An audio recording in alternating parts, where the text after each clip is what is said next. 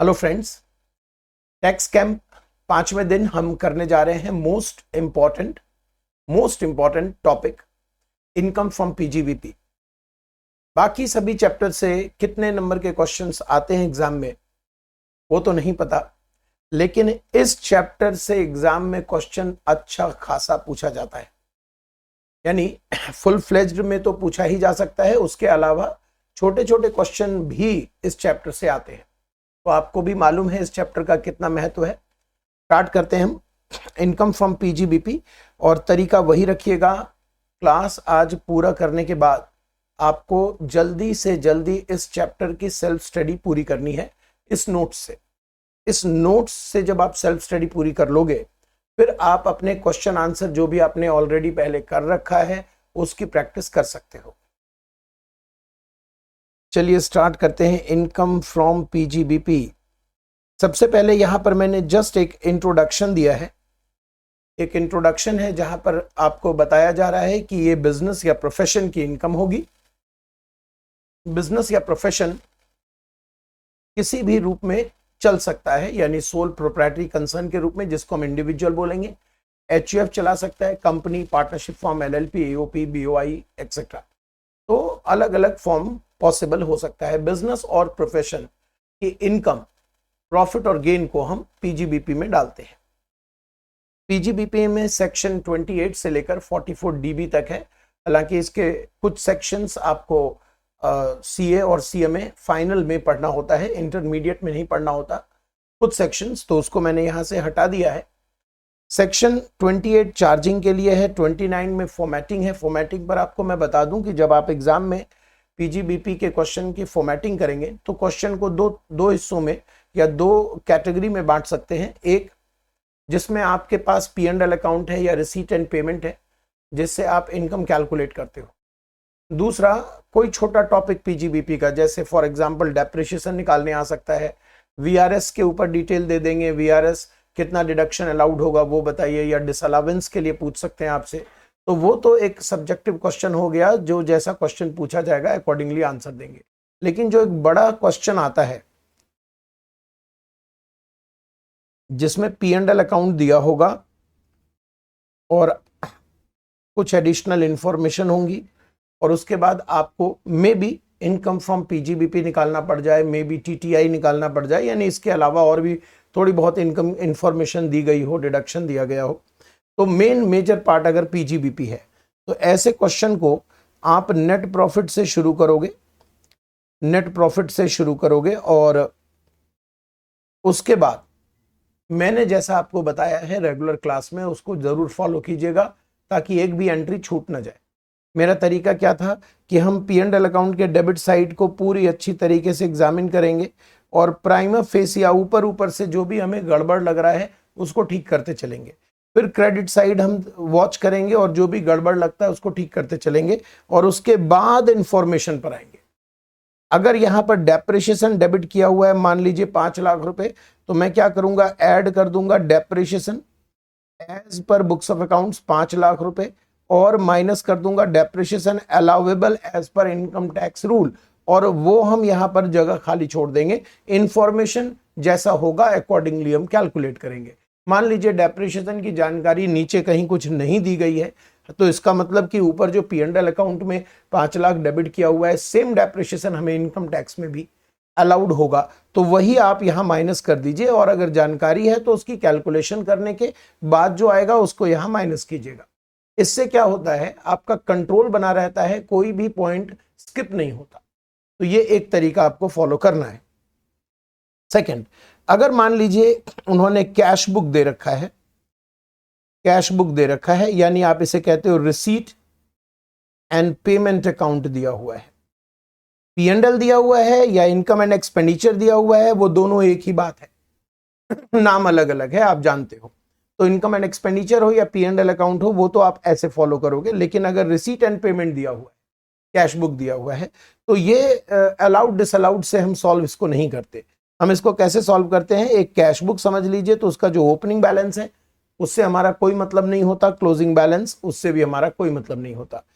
Debit side में सारी receipt आ रही होगी, इनमें से जो भी रिसीट आपके बिजनेस में टैक्सेबल होगा, सिर्फ उस रिसीट को पहले उठा लीजिए और उसको इकट्ठा कर दीजिए। उसके बाद जो भी क्रेडिट साइड में पेमेंट दिख रहा है, उस पेमेंट में जो भी बिजनेस से रिलेटेड पेमेंट है जो आपको लगता है अलाउड होना चाहिए, वो इकट्ठा कीजिए और उसको माइनस कीजिए। नीचे कुछ इंफॉर्मेशन होगी उसको भी आप कंसीडर कर लीजिएगा। इसमें से इसे माइनस करने के बाद जो आता है उसको हम कहते हैं पीजीबीपी बिफोर डेप्रिशिएशन। बोलिए ऐसा क्यों कहते हैं? क्योंकि सर कैश बुक में डेप्रिशिएशन की तो एंट्री हुई नहीं होगी, तो ये बना हमारा पीजीबीपी बिफोर डेप्रिशिएशन। फिर डेप्रिशिएशन की कुछ इंफॉर्मेशन दी जाएगी, उससे आप डेप्रिशिएशन माइनस करके टैक्सेबल पीजीबीपी तक पहुंच जाओगे। तो आपको मैंने क्या समझाया, दो तरह से, एक P&L अकाउंट हो तो कैसे करते हैं और कैश बुक हो तो कैसे करते हैं, रिसीट पेमेंट हो तो कैसे करते हैं। फिर ये बात भी आपको ध्यान रखना पड़ेगा कि क्वेश्चन में अगर कुछ ना दिया हुआ हो तो हम अक्रूवल सिस्टम ऑप्ट करते हैं, और क्वेश्चन अगर कैश सिस्टम बोलेगा तो फिर कैश सिस्टम से चलना पड़ेगा। ये मैंने डिस्कस इसलिए किया क्योंकि आप सेक्शन 19 में फॉर्मेटिंग को अलग से कुछ नहीं पढ़ते, यही फॉर्मेटिंग है जो अभी मैंने डिस्कस किया। सेक्शन 30 to 37 कौन कौन से खर्चे अलाउड हैं उसके बारे में है, ये खर्चे के डिसअलावेंस के बारे में है, ये है फर्दर आपको कुछ डिडक्शन अर्लियर ईयर में अलाउड हो गया था सिमिलर टू बैड डेट्स, और अब उसकी रिकवरी हो रही है, कुछ आमदनी उससे रिलेटेड हो रहा है तो वो आपकी बिजनेस की इनकम मानी जाएगी। कुछ मिसलेनियस प्रोविजन भी पीजीबीपी में है, वो यहां पर मैंने मेंशन कर दिया है। सेक्शन 30 to 37 में मैंने यहां पर लिस्ट आउट करके दिया है कि 30 से 36 तक तो एक स्पेसिफिक डिडक्शंस की बात कही गई है। इसमें से बहुत सारे सेक्शंस आपके लिए यूजफुल नहीं है, कुछ सेक्शन तो इसमें ओमिटेड भी हो गए, इरेज भी हो गए, तो आप इस चक्कर में ना पड़े कि यहाँ क्या क्या लिखा हुआ है। जस्ट यहाँ पर बताया जा रहा है कि 30 से 36 तक जो सेक्शंस लिखे गए हैं वो एक स्पेसिफिक खर्चे के लिए हैं, लेकिन 37 जनरल डिडक्शन के लिए है। जनरल डिडक्शन का मतलब जो भी खर्चे 30 to 36 में फॉल नहीं करते। चलिए रिवीजन शुरू हो गया। जो भी खर्चे 30 to 36 में फॉल नहीं करते और वो कुछ कंडीशंस हमें पूरा करके देते हैं, उसको हम अलाउड कर देंगे। Condition number 1, capital expenditure capital nature नहीं होना चाहिए, पर्सनल नेचर नहीं होना चाहिए, बिजनेस प्रोफेशन के लिए ही खर्च होना चाहिए और किसी कानून में प्रोहिबिटेड नहीं होना चाहिए, यानी इलीगल खर्चे अलाउड नहीं होंगे। 37(1) में एक्सप्लेनेशंस दिए हुए हैं। एक्सप्लेनेशन 1 और एक्सप्लेनेशन 3 को अगर हम मर्ज करें तो कोई भी इलीगल खर्चा, कोई भी पेनल्टी, कोई भी फाइन, कोई भी ऑफेंस से रिलेटेड खर्चे अलाउड नहीं होंगे। कोई भी इस तरह से रिलेटेड खर्चे अलाउड नहीं होंगे। कोई भी खर्चा जो किया जाए किसी ऑफेंस, जो कि कोई ऑफेंस है या प्रोहिबिटेड है किसी लॉ में, चाहे वो इंडियन लॉ में हो, आउटसाइड इंडिया के लॉ में हो, ये खर्चा अलाउड नहीं होगा। यानी इलीगल खर्चे, ऑफेंस जिसको कहा जा सकता है, इलीगल खर्चे वो अलाउड नहीं होंगे। एक्सप्लेनेशन 2 में लिखा गया है कि कंपनीज एक्ट में कॉर्पोरेट सोशल रिस्पॉन्सिबिलिटी के नाम पर कंपनियों को कुछ खर्चे करवाए जाते हैं, वो खर्चे उनके लिए जरूरी होते हैं, लेकिन इनकम टैक्स कहता है कि इस तरीके के खर्चे P&L में अलाउड हम करेंगे या नहीं। कॉर्पोरेट सोशल रिस्पॉन्सिबिलिटी से रिलेटेड कोई खर्चे अगर आपने किए हैं तो वो P&L में अलाउड होगा कि नहीं, ये डिपेंड करेगा सेक्शन 30 to 36(1) में। अगर 30 to 36(1) में कहीं पर इसकी चर्चा है, इस तरह के खर्चे की चर्चा है, तो अलाउड होगा, अदरवाइज 37(1) में तो हम बिल्कुल भी अलाउड नहीं करेंगे। अच्छा, मान लीजिए अगर पीजीबीपी में अलाउड नहीं हुआ, उसके बावजूद अगर ये खर्चा लाइक अ डोनेशन है, आपने किसी एनजीओ को डोनेशन दिया है, तो इस तरह के खर्चे में भी आप 80G में ग्रॉस टोटल इनकम से अलाउ करवा सको। बिल्डिंग के रिलेटेड हम सबसे पहले देखेंगे कौन कौन से खर्चे अलाउड हैं, फिर देखेंगे कौन से खर्चे डिसअलाउड हैं, फिर हम देखेंगे आमदनी पीजीबीपी की कौन कौन सी होती है, और फिर मिसलेनियस प्रोविजन। ये तरीका होगा हमारा। तो अभी हम देख रहे हैं खर्चे अलाउड कौन कौन से, तो सीक्वेंस में हम लेकर चल रहे हैं। सेक्शन 30 कहता है, ये सेक्शन लर्न नहीं करना, लर्न जहां करना होगा मैं बता दूंगा। सेक्शन 30 कहता है कि अगर बिल्डिंग बिजनेस में यूज कर रहे हैं आप, अगर बिल्डिंग बिजनेस में यूज कर रहे हैं और आप उस बिल्डिंग के मालिक हैं, बिजनेस भी आपका है, तो रेवेन्यू एक्सपेंडिचर, इंश्योरेंस और हाउस टैक्स अलाउड है। अगर आप किराएदार हो, आपका बिजनेस है, आप इस बिल्डिंग को अपने लिए यूज कर रहे हो, किराए की बिल्डिंग है, तो revenue, repair, insurance, house tax के साथ साथ आपको किराया भी अलाउड होगा।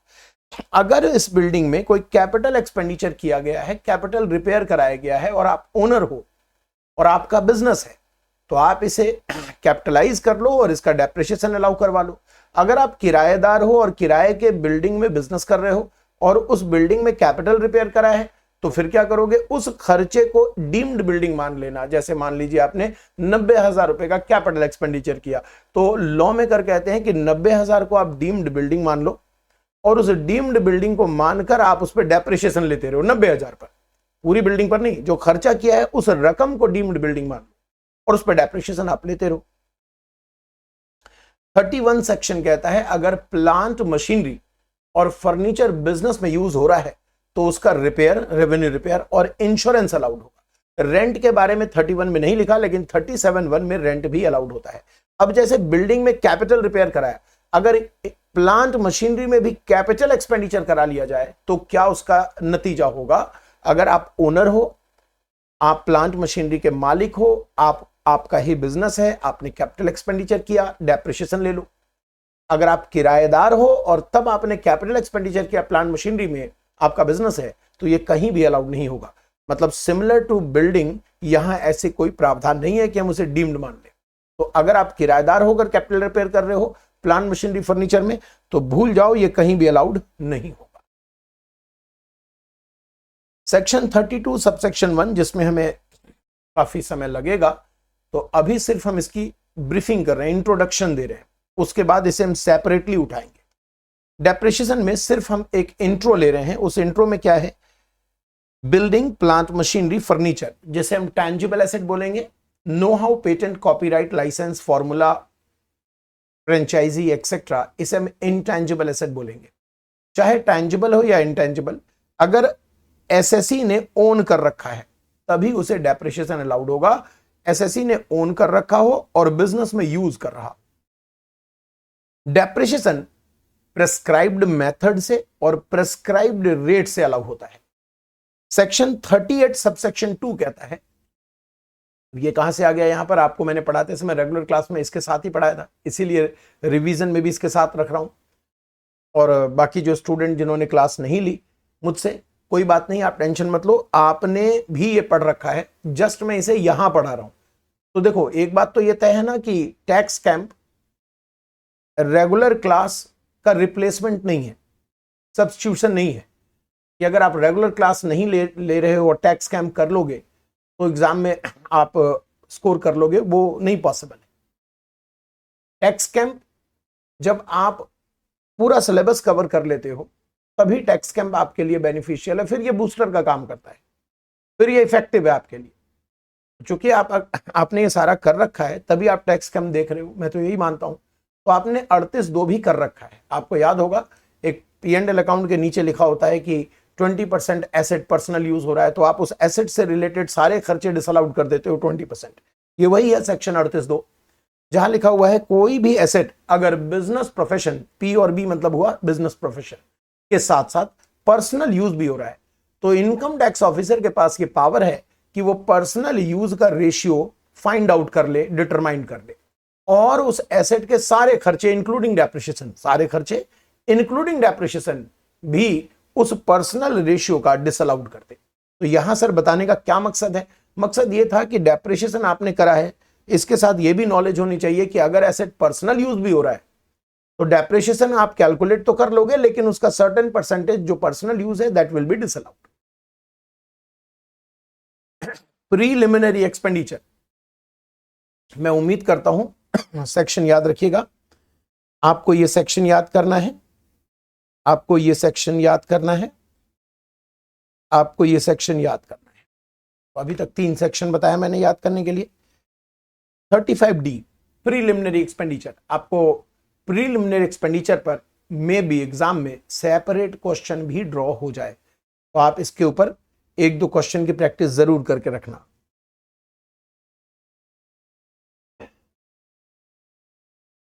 ध्यान रखने वाली बात है, प्रीलिमिनरी एक्सपेंडिचर कंपनी को अलाउड होता है अगर वो इंडियन कंपनी है, और अगर आप कंपनी नहीं हो, इंडिविजुअल हो, पार्टनरशिप फॉर्म हो, एलएलपी, एओपी, बीवाई हो, तो आप रेजिडेंट होगे तभी आपको प्रीलिमिनरी एक्सपेंडिचर अलाउड होगा, नहीं तो नहीं अलाउड होगा। तो हम सीधा सीधा कहें, एनआर को और फॉरेन कंपनी को प्रीलिमिनरी एक्सपेंडिचर अलाउड नहीं होता, चाहे वो इंडिया में ही बिजनेस क्यों ना कर रहे हो। जो आप एक्चुअल एक्सपेंडिचर इनकर्ड करोगे, वो आपको अलाउड नहीं होता। जितना एक्सपेंडिचर इलिजिबल है वही अलाउ होता है।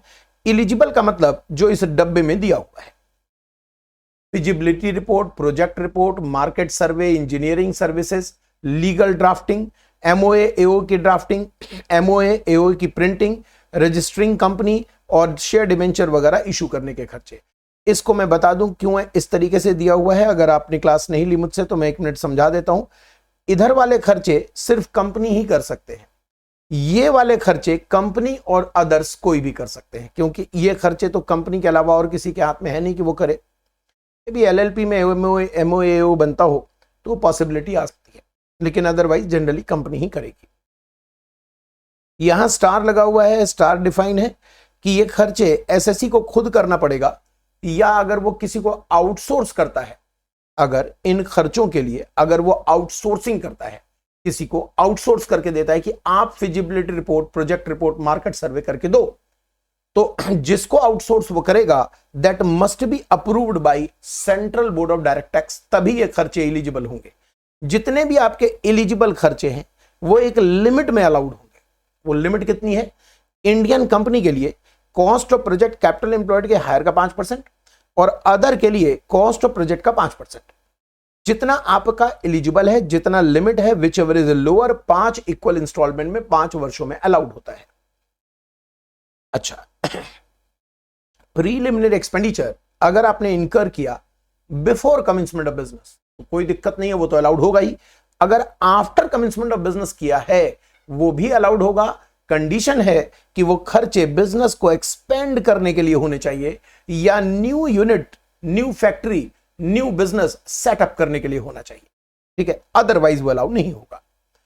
कॉस्ट ऑफ प्रोजेक्ट का मतलब होता है टोटल फिक्स्ड एसेट्स का original cost, total fixed assets का ओरिजिनल कॉस्ट, चाहे फिक्स्ड एसेट्स डेप्रिशिएबल हो या नॉन डेप्रिशिएबल हो, ठीक है, इसको हम कहते हैं कॉस्ट ऑफ प्रोजेक्ट।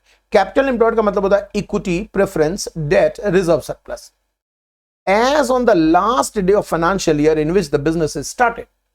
अगर आपने बिफोर कमेंसमेंट किया है तो बिजनेस के स्टार्ट के ईयर के एंड वाले दिन में कॉस्ट ऑफ प्रोजेक्ट और कैपिटल एम्प्लॉयड देखा जाएगा।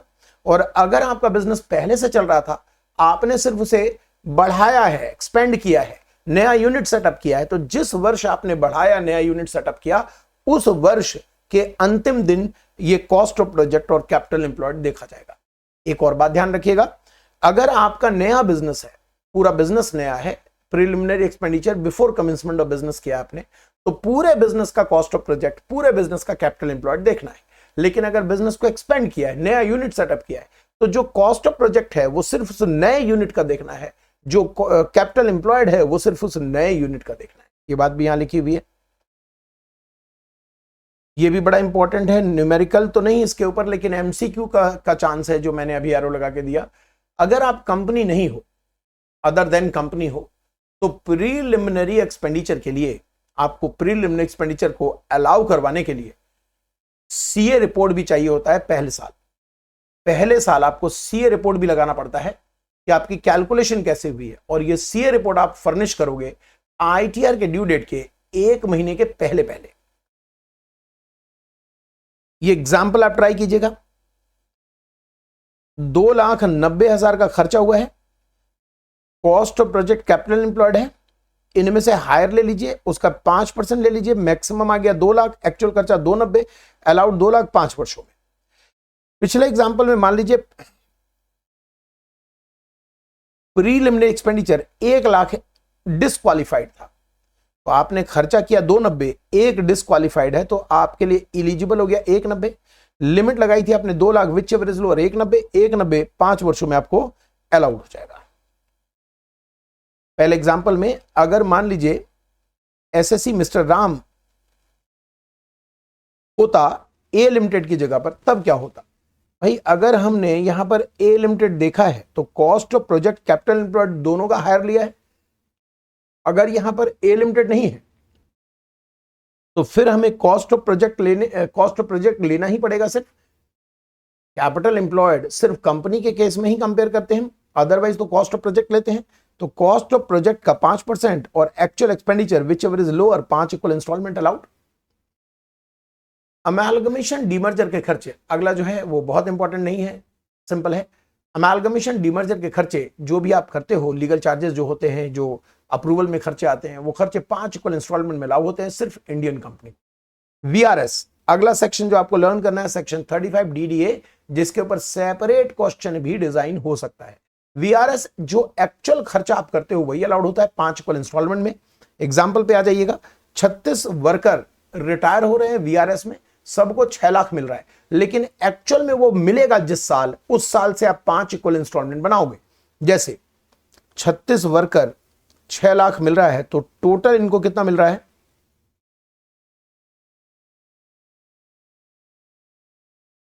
216 लाख, जिसमें से 40% तो आपको मिल रहा है 20-21 में। तो इसका 40% निकाल लीजिए, 86,40,000 20-21 में कंपनी ने पे किया है, तो ये 5 इक्वल इंस्टॉलमेंट यहीं से शुरू हो जाएगा। ये 5 इक्वल इंस्टॉलमेंट यहीं से शुरू हो जाएगा, और अगला खर्चा 60% आपने किया अगले साल, तो उसके लिए ये 5 इक्वल इंस्टॉलमेंट बन जाएगा। पहले साल अलाउड कितना होगा ये, दूसरे साल ये, तीसरा, चौथा, पांचवा और छठा। ठीक है जी, ये था हमारा वीआरएस, जिसमें सेक्शन भी मैंने आपको बताया, याद करिएगा। डोनेशन, अगर आप डोनेशन देते हो P&L अकाउंट में तो क्या होता है। अगर आप डोनेशन रिसर्च के लिए देते हो अलाउड होता है। रिसर्च में भी कैटेगरी है, 1, 2, 3, 4, ये रिसर्च है, चारों के चारों रिसर्च है, अलाउड 100% ही है। और ये चारों के चारों रिसर्च इंस्टीट्यूशन अप्रूव्ड तो होंगे ही होंगे। एक इंडियन कंपनी है जिसका मेनली रिसर्च एक्टिविटी में काम है, अप्रूव्ड होना चाहिए, अप्रूव्ड इंस्टीट्यूशन होना चाहिए। ये रिसर्च एसोसिएशन है जो सोशल साइंस या स्टैटिकल रिसर्च यानी डेटा रिसर्च में लगा है, या नेशनल लेबोरेटरी। एक जमाने में ये अलग अलग परसेंटेज हुआ करता था, इसलिए सेक्शंस अलग अलग है। आज आप समझ लो, रिसर्च के लिए डोनेशन दिया है, अप्रूव्ड है इंस्टीट्यूशन, 100% अलाउड है। यानी ये सारे सेक्शंस एक साथ आप समझ लो, 100% अलाउड है रिसर्च इंस्टीट्यूशन, सेक्शन 35 बस। ठीक है, लेकिन अगर आपने नेशनल फंड में डोनेशन दिया है, नेशनल फंड किस चीज के लिए, रूरल डेवलपमेंट के लिए या अर्बन पॉवर्टी इरिडिकेशन के लिए, तो 100% अलाउड है सेक्शन 35 CCA में, सेक्शन 35 CCA में। सर लर्न कर लें क्या, घबराइए नहीं, जो लर्न करना है सेक्शन में बोलता रहूंगा, अभी तक जो बोला है सर्कल किया है वही याद रखिए, कि उसके अलावा कुछ सेक्शंस आपको याद हो गई तो और अच्छी बात है। ऐसा थोड़ी है कि इसको बिल्कुल ये ध्यान से याद ही नहीं होना चाहिए, ध्यान रखना याद ना हो जाए, ऐसी तो बात मैं कर नहीं रहा। ओके, यहां पर मैंने कुछ एक्स्ट्रा इंफॉर्मेशन भी यहां दे रखी है। सिर्फ इतना दिया हुआ है कि ये जो इंस्टीट्यूशंस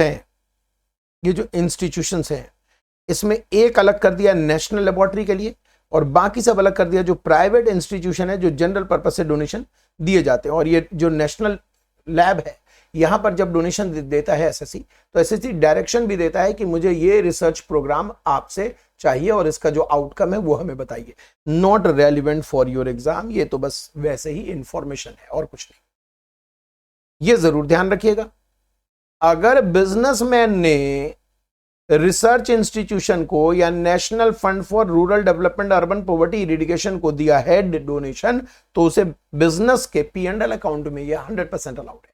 लेकिन अगर आप बिजनेस प्रोफेशन नहीं करते, आप सैलरीड वाले हो, हाउस प्रॉपर्टी की इनकम है, कैप गेन की इनकम है, PGBP की इनकम नहीं है आपकी, फिर भी आपने रिसर्च इंस्टीट्यूशन को या national fund for rural development urban poverty eradication fund, इन लोगों को डोनेशन दिया है, तो GGA में आपको 100% GTI से अलाउड होगा। ये बहुत ध्यान रखिएगा, एग्जामिनर पूछ चुका है इसके ऊपर क्वेश्चन कि अगर ये SSC बिजनेसमैन नहीं होता तब क्या ये डोनेशन अलाउड होता तो कैसे, किस जगह कैसे अलाउड होता। ये GTI से अलाउड होगा सेक्शन 80 GGA में। यहां देखिए मैंने फिर से डोनेशन के ऊपर चार्ट बना दिया है ताकि आपका एक दिमाग कंट्रोल में आ जाए कि रिसर्च इंस्टीट्यूशन के लिए दिया गया है या इनके लिए दिया गया है तो ये तो P&L अकाउंट में अलाउड है। अगर पॉलिटिकल पार्टी इलेक्टोरल ट्रस्ट का डोनेशन P&L में डेबिट किया हुआ है तो पहले P&L से इसे डिसअलाउड कीजिए, बाद में GTI से अलाउ करेंगे, लेकिन P&L से इसे डिसअलाउड कीजिए। उसी तरह अगर कोई 80G वाले लिस्ट में डोनेशन है और P&L अकाउंट में डेबिट है तो P&L से उसे पहले डिसअलाउड कीजिए, ग्रॉस टोटल इनकम से बाद में उसे अलाउ करवा दीजिएगा। और इन सब के अलावा कहीं डोनेशन है, मतलब ना 80G में कवर्ड है, ना पॉलिटिकल पार्टी इलेक्टोरल ट्रस्ट का मामला है, ना रूरल डेवलपमेंट अर्बन पॉवर्टी या रिसर्च का मामला है, तो ऐसे डोनेशन P&L में अगर आपको डेबिट दिखे तो वहां से डिसअलाउड कीजिए और फिर ये कहीं और से भी अलाउड नहीं होगा। व्यक्ति जो बिजनेस नहीं करता वो इन लोगों को डोनेशन देगा तो यहां से, इनको डोनेशन देगा तो यहां से, यहां डोनेशन देगा तो 80G से, दूसरी जगह देगा तो फिर कहीं भी अलाउड नहीं है। तो बिजनेस वाले डोनेशन देंगे तो क्या होगा, नॉन बिजनेस वाले डोनेशन देंगे तो क्या होगा। मैं चाहता था कि डोनेशन हमेशा के लिए आपके दिमाग से अब क्लियर हो जाए कि इसका ट्रीटमेंट क्या करना है। रिसर्च एंड डेवलपमेंट बिजनेस में खर्च कर रहे हैं आप, रिसर्च एंड डेवलपमेंट R&D कर रहे हैं और वो इन हाउस कर रहे हैं। अगर आपने डोनेशन दिया, ये तो ऑलरेडी वी डिड डिस्कस, हमने डिस्कस कर लिया ऑलरेडी कि डोनेशन अगर दिया है रिसर्च इंस्टीट्यूशन को तो कैसे अलाउड होगा। मैंने ये सबसेक्शंस वगैरह बोला, इग्नोर कर दीजिएगा, जस्ट 35 लिखकर आपका काम चल जाएगा। इन हाउस रिसर्च का मतलब है आप खुद रिसर्च कर रहे हो, तो लॉ मेकर सेज कि must be related to your business, तभी अलाउड होगा। अगर आपके बिजनेस से रिलेट नहीं करता अलाउड नहीं होगा। अगर आपने रिसर्च बिजनेस कमेंसमेंट के पहले किया है तो सिर्फ 3 साल के खर्चे अलाउड होते हैं, within 3 year from prior to the date of commencement of business. Capital expenditure में जमीन छोड़ दीजिए, बाकी सब अलाउड है। रेवेन्यू एक्सपेंडिचर सिर्फ raw material, salary to the extent approved, salary does not include perquisites, याद होगा आपको। ये सारे खर्चे कब अलाउड होते हैं, पहले वर्ष में। ये तो हुआ रिसर्च के खर्चे जो बिफोर कमेंसमेंट ऑफ बिजनेस आपने किए। रिसर्च के खर्चे बिफोर कमेंसमेंट ऑफ बिजनेस करेंगे तो सिर्फ 3 साल तक के खर्चे अलाउड होंगे। मतलब क्या हुआ, मतलब हुआ अगर 17 जून 2012 को आपने बिजनेस स्टार्ट किया, कमेंसमेंट ऑफ बिजनेस है ये, तो इसके 3 साल पहले मतलब हो गया 18 जून, या 17 ही ले लीजिएगा, 17 जून 2009 से लेकर 16 जून 2012 तक के खर्चे कहलाएंगे बिफोर कमेंसमेंट ऑफ बिजनेस के खर्चे, और सिर्फ इसी पीरियड में किया गया खर्चा अलाउड होगा। कैपिटल एक्सपेंडिचर जमीन को छोड़कर बाकी सब अलाउड है। रेवेन्यू एक्सपेंडिचर में सिर्फ रॉ मटेरियल सैलरी अलाउड है, सैलरी में सिर्फ मॉनेटरी सैलरी अलाउड है, और रॉ मटेरियल सैलरी में अप्रूवल इज नीडेड, अप्रूवल जितने मिलेंगे उतना ही अलाउड होगा, जबकि कैपिटल एक्सपेंडिचर में अप्रूवल की कोई रिक्वायरमेंट नहीं होती। डन। ये सारे खर्चे आपको पहले साल में अलाउड होते हैं। अगर आप आफ्टर कमेंसमेंट ऑफ बिजनेस करते हो खर्चा, तो वो कहीं कोई, पहले तो ध्यान रखिए, कहीं कोई रिक्वायरमेंट नहीं है अप्रूवल की। कैपिटल एक्सपेंडिचर में जमीन छोड़ दीजिए, बाकी सब अलाउड है। और रेवेन्यू एक्सपेंडिचर में चाहे आप रॉ मटेरियल करें, सैलरी करें, दूसरे खर्चे करें, हर तरह के खर्चे अलाउड है, कोई अप्रूवल की जरूरत नहीं है, और जिस साल खर्च करेंगे उस साल अलाउड होगा। जबकि बिफोर कमेंसमेंट वाले में ईयर कमेंसमेंट ऑफ बिजनेस के पहले साल अलाउड होता है, आफ्टर कमेंसमेंट में जब जब खर्च करेंगे रिसर्च के खर्चे तब तब अलाउड होगा। बताइए अगर रिसर्च के एसेट आपने 16 लाख के खरीदे थे तो पूरा आपको 16 लाख P&L में अलाउड हो गया था। अगर आपने यही बिजनेस में खरीदा होता तब क्या होता, 16 लाख आपका एक्चुअल कॉस्ट बनता, उस पर आप डेप्रिसिएशन लेते रहते। मैं क्या कह रहा हूं, अगर एसेट आपने रिसर्च के लिए खरीदे हैं, अगर मान लीजिए नॉर्मल बिजनेस के लिए खरीदा होता तो क्या होता, आप उसे एक्चुअल कॉस्ट 16 लाख मानते, उसका डेप्रिसिएशन लेते। लेकिन अगर रिसर्च में यूज कर रहे हैं उस एसेट को तो पूरा 16 लाख P&L में डेबिट हो जाता है। मान लीजिए कुछ वर्ष बाद रिसर्च में उस एसेट का काम खत्म हो गया, तो आपके पास 2 चॉइस है, चॉइस नंबर 1, चॉइस नंबर 2। पहला चॉइस, आप उसे बेच सकते हो। अगर आप बेचते हो तो 16 लाख रुपए तक PGBP माना जाएगा, और बियॉन्ड दैट कैपिटल गेन, मतलब 16 लाख कॉस्ट थी, 16 लाख डेबिट कर चुके हो। टू द एक्सटेंट 16 लाख ये पीजीबीपी माना जाएगा सेक्शन 41 सब सेक्शन 3। और मान लीजिए आपने 16 लाख से ज्यादा में बेच दिया, 18 लाख का बेच दिया, तो 16 लाख रुपए पीजीबीपी, और जो एक्सेस बेचा है इंडेक्सेशन वगैरह लॉन्ग टर्म शॉर्ट टर्म आपको देखना पड़ेगा, वो कैपिटल गेन में चला जाएगा। मान लीजिए आपने उसे बेचने के बजाय रिसर्च से उठाकर नॉर्मल बिजनेस में यूज किया, तो नॉर्मल बिजनेस में चूंकि आपने 16 लाख डेबिट ऑलरेडी कर रखा है, तो अगेन उस पर डेप्रिसिएशन आपको नहीं मिलेगा, इसलिए उसकी एक्चुअल कॉस्ट हम जीरो लेते हैं ताकि डेप्रिसिएशन की कैलकुलेशन जीरो हो जाए। ठीक है। सेक्शन 35 ट्रिपल सी कहता है कि एग्रीकल्चरल एक्सटेंशन प्रोजेक्ट पे अगर किसी ने खर्चा किया है और वो अप्रूव्ड है तो 100% P&L में डेबिट है।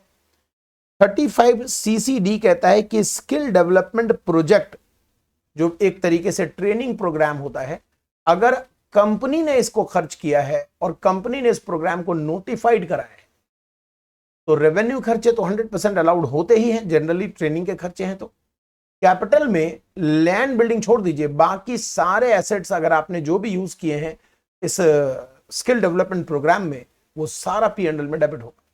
लैंड तो अलाउड होगा नहीं, बिल्डिंग पे आप डेप्रिसिएशन ले सकते हो। अगर ये नॉर्मल ट्रेनिंग प्रोग्राम होता तब क्या होता? नॉर्मल ट्रेनिंग प्रोग्राम होता तो रेवेन्यू खर्चे 100% अलाउड, जमीन अलाउड नहीं है, बाकी सभी एसेट्स पर डेप्रिसिएशन मिलता। और अगर कंपनी ने किया है, ध्यान रखिएगा इन दोनों में फर्क, ट्रिपल सी किसी भी एसएससी को अलाउड है, जबकि सीसीडी सिर्फ कंपनी के लिए बनाया गया है।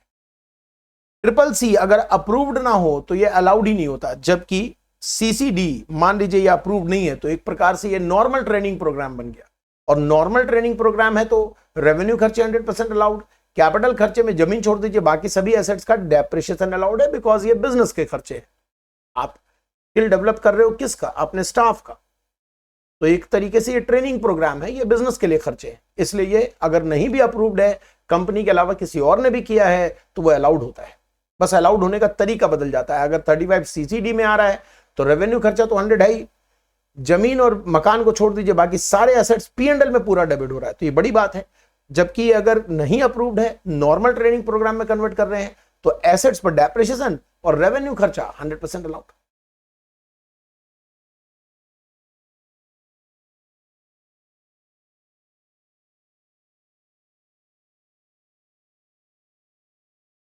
ठीक है जी। 35 AD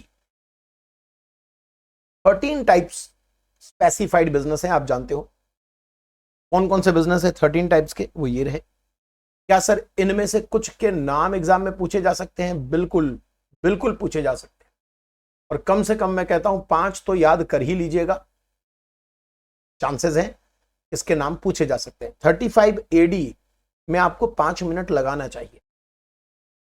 एग्जाम के लिए ये सेक्शन इंपॉर्टेंट है।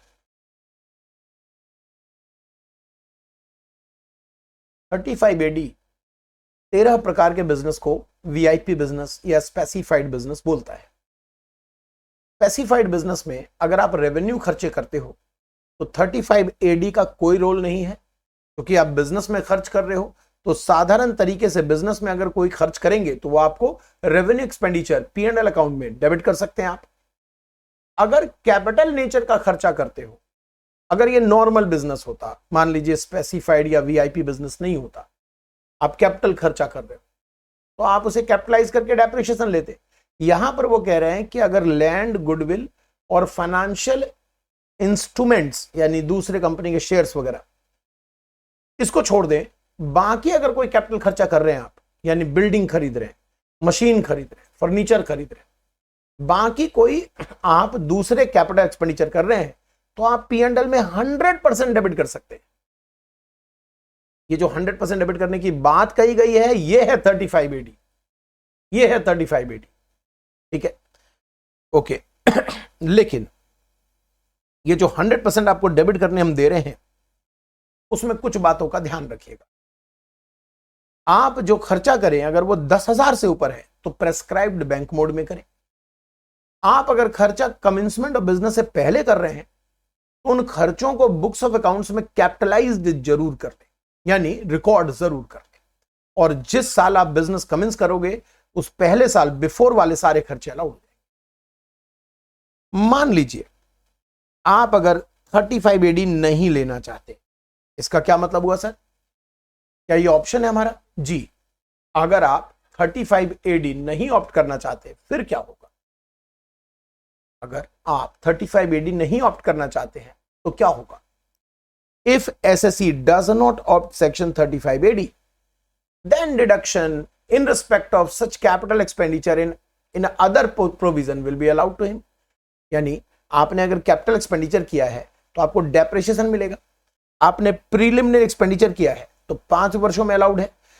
उसी तरह ये जो एग्रीकल्चर एक्सटेंशन प्रोजेक्ट है या स्किल डेवलपमेंट प्रोग्राम है, सारे कैपिटल एक्सपेंडिचर अकॉर्डिंगली आपको अलाउड होंगे।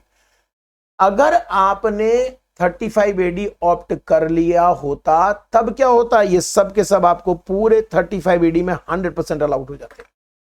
तो जो भी आपने खर्चे किए हैं कैपिटल एक्सपेंडिचर, चाहे वो एसेट खरीदे हो, चाहे वो प्रीलिमिनरी एक्सपेंडिचर हो, चाहे वो स्किल डेवलपमेंट प्रोग्राम, अब जैसे स्किल डेवलपमेंट प्रोग्राम है उसमें हमने क्या कहा आपको? मैंने कहा कि बिल्डिंग अलाउड नहीं है वहां पर, सिर्फ लैंड बिल्डिंग छोड़ दीजिए, बाकी चीजें 100% डेबिट है। अगर वही बिजनेस 35 AD में आ जाता तो फिर 35 AD में आ गया तो सिर्फ जमीन को छोड़िए बाकी सारा P&L में डेबिट हो सकता है। गुडविल, लैंड और फाइनेंशियल इंस्ट्रूमेंट को छोड़ दीजिए, बाकी सारा P&L में डेबिट हो सकता है। अच्छा, ये बात आपको नहीं समझ आई तो इसको आप इग्नोर कर सकते हैं, इस हिस्से को। लेकिन ये तो ध्यान रखिएगा 35 AD अगर आपने ऑप्ट नहीं किया, आपके पास ऑप्शन है तो आप नॉर्मल P&L अकाउंट से चल सकते हो। 35 AD से फायदा क्या है? आपको सारा कैपिटल एक्सपेंडिचर 100% अलाउड हो जाता है। 100% अलाउड होने की वजह से लॉस भी आ सकता है, लेकिन ये लॉस आप इनफाइनाइट कैरी फॉरवर्ड कर सकते हो, लेकिन सिर्फ स्पेसिफाइड बिजनेस से ही सेट ऑफ कर सकते हो। ठीक है जी, डन। नेक्स्ट है section 36(1) other deduction. Other deduction में लिस्ट है कौन कौन से डिडक्शन आपको अलाउड होते हैं पीजीबीपी में। स्टॉक का इंश्योरेंस अलाउड होता है, एम्प्लॉय के हेल्थ का इंश्योरेंस अलाउड होता है। लेकिन इन दोनों में कंपैरिजन कीजिए, स्टॉक का इंश्योरेंस किसी भी मोड में देंगे तो अलाउड होगा, लेकिन एम्प्लॉय के हेल्थ का इंश्योरेंस कैश मोड में बिल्कुल अलाउड नहीं है। अच्छा सर, स्टॉक का इंश्योरेंस हम किसी भी मोड में देंगे तो अलाउड होगा? हाँ जी। कैश मोड में भी देंगे तो सर अलाउड होगा? हाँ जी। तो ठीक है सर, हमने याद कर लिया एग्जाम के लिए। एग्जाम में अगर 16,000 रुपए कैश में पेमेंट किया गया हो स्टॉक के इंश्योरेंस का तो हम अलाउड कर देंगे। ऐसी गलती मत करना, क्योंकि दूसरा सेक्शन जो कहता है कि 10,000 से ऊपर कैश में आप एक दिन में पेमेंट नहीं कर सकते, 40 कैपिटल A3 वो डिसअलाउड कर देगा। फिर तो डिसअलाउड ही होगा ना भाई, उसका भी ध्यान रखना। मेरा सिर्फ इतना कहना है कि मान लो ये 6,000 होता तो 6,000 रुपए कैश में आपने दे दिया, स्टॉक का इंश्योरेंस अलाउड है। लेकिन दूसरी तरफ अगर आपने एम्प्लॉय के हेल्थ का इंश्योरेंस 6,000 भी कैश में दिया तो वह अलाउड नहीं होगा। यहां मैंने जानबूझकर एक टेबल और तैयार कर दिया है कि मान लीजिए लाइफ इंश्योरेंस भी कराया जाए तो क्या होता है। एम्प्लॉय का लाइफ इंश्योरेंस सेक्शन 37(1) में अलाउड है, हेल्थ इंश्योरेंस यहां अलाउड है। वर्किंग डायरेक्टर चूंकि एम्प्लॉय की तरह ट्रीट होते हैं तो सेम ट्रीटमेंट होगा।